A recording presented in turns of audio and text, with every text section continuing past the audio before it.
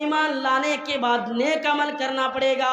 آئیے دوسرا اصول دیکھیے، نماز قائم کرنا پڑے گا۔ ہمیں چاہتے ہیں کہ ہماری زندگی میں خوشیاں آئے، ہماری زندگی میں جو بے چینی وہ دور ہو جائے، ہماری زندگی سے پریشانی دور ہو جائے، ہم اس دنیا میں بھی خوشحال رہیں، دنیا میں بھی ارب پتی اور کروڑ پتی رہیں، اور آخرت کی دن اللہ کے رسول کے ساتھ رہیں۔ تو ہمیں کیا کرنا پڑے گا؟ نماز قائم کرنا پڑے گا۔ کیوں؟ نماز میں اللہ کے ہم قریب جاتے ہیں، اپنے رب سے مانگتے ہیں، اپنے پروردگار سے مانگتے ہیں، اللہ سے دعا کرتے ہیں، اللہ تو ہماری زندگی کو پاک و صاف کر دیں، یا اللہ تو ہماری زندگی سے پریشانی کو دور کر دیں۔ آئیے دیکھیے اللہ کے نبی فرماتے ہیں اقرب ما یکون العبد من ربہ وہو ساجد فاکثر الدعاء۔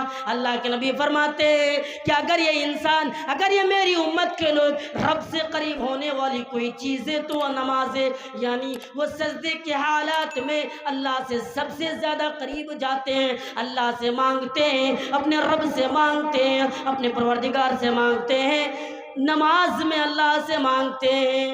اور یہی وہ نماز ہے جس کے بارے میں اللہ کے نبی نے فرمایا یہی وہ نماز ہے جس نماز کی وجہ سے مومن اور کافروں کے درمیان فرق کر دینے والی چیز ہے۔ آپ کو یہ معلوم ہوگا، آپ کو یہ پتہ ہوگا کہ یہ مسلمان ہے، یہ نمازی ہے، یہ پکے سچے نمازی ہے، یہ کافر ہے، نماز نہیں پڑھتے، اس کا مسجد سے کوئی رشتہ نہیں ہے، یہ مسجد میں کبھی جاتا نہیں ہے، یہ کوشش نہیں کرتا کہ مسجد میں جا کر اللہ کی عبادت کرنا ہے، اسے یہ معلوم نہیں رہتا۔ مومن کو پتہ رہتا ہے، مومن کو یہ معلوم رہتا ہے، جیسی اذان کی آواز آئی اللہ اکبر وہ دوڑ پڑتے، حی علی الصلاۃ وہ جانتے ہیں کہ حی علی الصلاۃ نماز کے لیے، حی علی الفلاح کامیابی کی طرف، انسان اپنے کامیابی کی طرف دوڑ رہا ہے۔ انسان کو یہ معلوم رہتا، انسان کو یہ پتہ رہتا ہے، اس لیے دوڑ پڑتا ہے نماز ادا کرنے کے لیے۔ اللہ کے نبی کے بارے میں دیکھیے، اللہ کے نبی جیسے نماز کا ٹائم قریب آیا،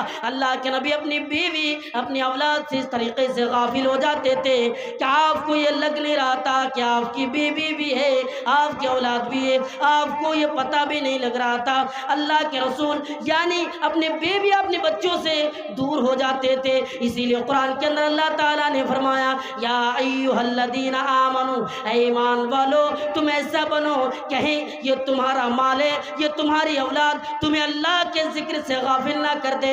اے مومنو تم یاد رکھو، اللہ کا ذکر کرو، تم اپنے رب کا ذکر کرو، کہیں یہ ذکر، کہیں یہ نماز تمہیں اللہ کی عبادت یعنی یہ اولاد، یہ مال، یہ تمہاری بیوی تمہیں کہ اللہ کے ذکر سے نماز سے دور نہ کر دے، یہ سوچ کر رکھنا۔ اسی لیے اللہ تعالیٰ نے کہا لوگوں نماز قائم کیا کرو۔ جب تم نماز پڑھو گے، یہ جو تمام بے حیائیوں میں تم مبتلا ہو، یہ لڑکیوں کے چکر میں تم پڑھتے ہو، اے نوجوانوں تم لڑکیوں کے چکر میں دوڑتے ہو، جلسے سننے کے لیے آتے ہو، جلسہ کے نام پر گندی چیزیں کرتے ہو، لڑکیوں سے باتیں کرتے ہو، یاد رکھو یہ چیزیں جو تم کر رہے ہو جب تم نمازی بن جاؤ گے، جب تم نماز پڑھنے لگو گے یہ کبھی نہیں کرو گے۔ اور یہ میں اپنے گھروں سے لا کر نہیں بتا رہا ہوں، یہ آپ کی کتاب، یہ اللہ کی کتاب، یہ پیاری ہماری کتاب قرآن کریم، یہ ہم تمام لوگوں کی کتاب جو اللہ تعالیٰ نے ہمیں دی ہے، اس کتاب کو اٹھائیے۔ اللہ تعالیٰ فرماتے ہیں ان الصلاۃ تنہی عن الفحشاء والمنکر، اے لوگو نماز تمام بے حیائی اور برائیوں سے روک دینے والی چیز ہے، برائیوں سے روکنے والی چیز ہے۔ جب تم نماز پڑھو گے، جب تم نماز کے عادی بن جاؤ گے، کبھی تم برائی کے عادی نہیں بن سکتے، کبھی تم برائی کے قریب نہیں جا سکتے ہو،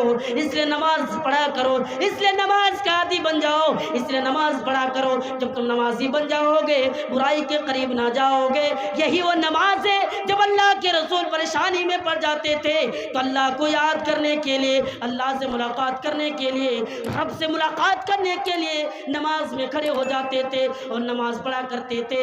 آئیے میں آپ کو ایک واقعہ سناتا ہوں۔ نماز دیکھیے، نماز سے اللہ کو قریب کر دیتے ہیں، اللہ سے مانگتے ہیں، اپنے رب سے مانگتے ہیں۔ حافظ ابن کثیر تفسیر ابن کثیر کے اندر اس واقعے کو نقل کیا ہے کہ ایک آدمی تھا بہت زیادہ غریب آدمی، اس نے کیا کیا، غریب آدمی اس کے پاس ایک کچر تھا یا گھوڑا، اس پر گاڑی بندھی ہوئی تھی اور اس گاڑی سے لوگوں کو دمشق سے زائدان پہنچایا کرتے تھے۔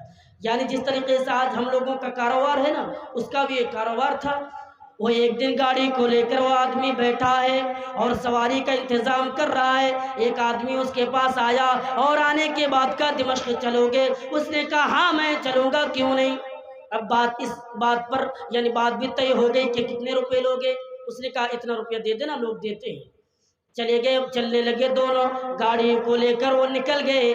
جب وہ جانے لگے، وہ جب وہاں سے نکل گئے، ایک جگہ پر دو راستے آئے، جو مشہور راستہ تھا، جس راستے سے لوگ آنا جانا کرتے تھے روزانہ، اس راستے میں اس نے اپنی گاڑی کو ڈال دی۔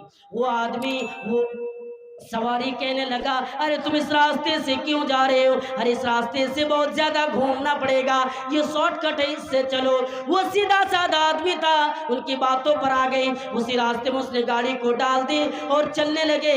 جیسے وہ چل رہا ہے، جنگل یعنی گھر بار ختم ہو رہا ہے، جو گھر ہے وہ ختم ہو رہا ہے، آہستہ آہستہ جنگل